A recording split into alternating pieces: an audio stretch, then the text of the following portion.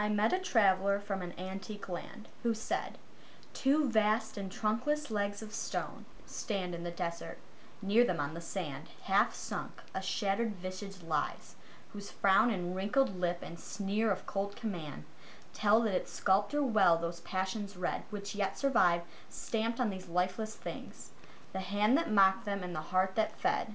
And on the pedestal these words appear, My name is Ozymandias, King of Kings. Look on my works, ye mighty, and despair. Nothing beside remains. Round the decay of that colossal wreck, boundless and bare, the lone and level sands stretch far away."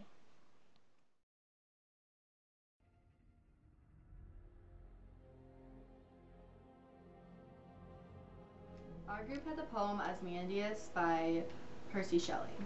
And the ruined statue, which is the focus of the poem, is not only a monument to remind the magnitude of the king's control, but also a powerful statement about the trivial persistence of human beings to the passage of time and the forces of nature.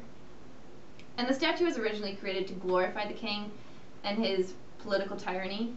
However, this is kind of like an assumed permanence of power, that the king's legend will live on past him. And nature kind of takes that away. And at the same time, like, the statue is representing the ugly details of the king, like his sneer of cold command of the king, and how he can still be eroded and destroyed, and he has something to him that is kind of ugly, despite like the great power that he has over his people. And by the statue being ruined to a crumble into the desert, it carries away the civilization of the era by the deconstructive power of nature. And even after this crumbled away, there's still an assumed sort of permanence after that's happened by the trunkless legs that are left behind. So the king still has some sort of influence over the area even after he's been destroyed and nature has taken its course against him. And nature is always present, even like before humankind, during their reign, and even after. Like, the sand is always there, and it was under the statue, and when it was at its glory, and then eventually it was eroding, and in the end it will cover the remains. So the sand is something that will always be there. It's something that is assumed to be permanent, and it's also something that's like disregarded. When the statue was created, it wasn't thought that the sand could eventually take down even the greatest tyrants. And the statue not only symbolizes the control of the tyrant, but the culture and civilization that has been destroyed by something that is always present, like the sand, that is thought to be insignificant and tangible at the time, but it can eventually take down anything.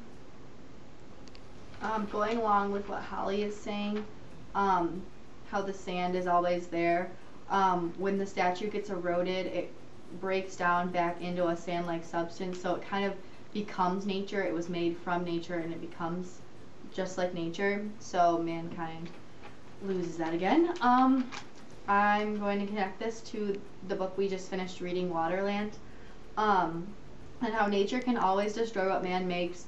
Both the poem and the book talk about this. No matter how strong the substance is, nature can always take away what man makes. Waterland says that the fens are being used to build and are used for their resources, but nature can always wipe that away, as it does in the book. A quote from the book to describe this is, "When you work with water, you have to know and respect it. When you labor to subdue it, you have to understand that one day it may rise up and turn all your labors to nothing." And that's from page 13. And water is, in this quote, as sand erodes mankind's work in Ozymandias, as Holly was talking about. Also, nature overpowers every effort of humanity, which is represented by the sand in Ozymandias and the water in Waterland. Another quote from the book that describes this is, "Because they did not forget in their muddy labors their swampy origins, that however much you resist them, the water will return, and that the land sinks, silt collects, that something in nature wants to go back." Going back to what Julia was saying with the first quote, in the novel Waterland, it's emphasized that the people of the fens, the people that have been there, cricks, they're so successful with the fens because they know it, they understand the water, and they take the time to understand the nature that's behind it, while other people that have come in to the area have come to try and build this great empire with the resources there. They've failed because they don't take the time to understand the water, and I think that that's what Ozymandias is talking about, is that the people, that this great tyrant, he controlled everything about it, he had control over every aspect of the culture and civilization, yet they didn't take the time to, even when just building something that's just a statue, they didn't take the time to realize that maybe this statue is not only gonna, it's gonna represent something great, but eventually it can be taken down.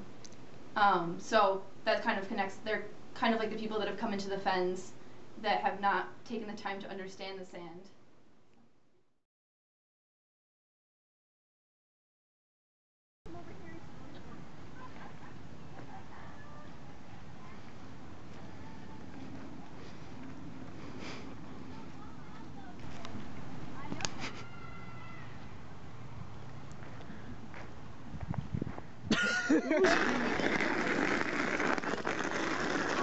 Someone just said that you're supposed to be a wise man.